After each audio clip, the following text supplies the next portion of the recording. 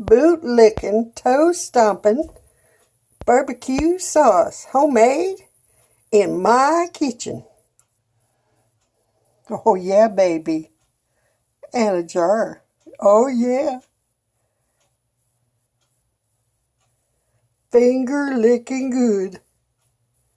Get me through the rest of this winter out on my deck. Okay. Now that's a bit of melting going on because of my dryer. It melted it by the door because the dryer vent is just below this patio door. And it's melting from the bottom up. Look at that. Didn't shovel that this year. Didn't feel the need. But I'm looking forward to gardening again. Yes, I am. That planter, oh boy, I should have covered that. That's full of ice now on the top of the soil. Oh, it'll melt and it'll seep through. It'll be fine and dandy.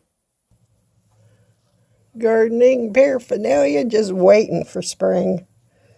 Waiting for the melt. Waiting for the melt.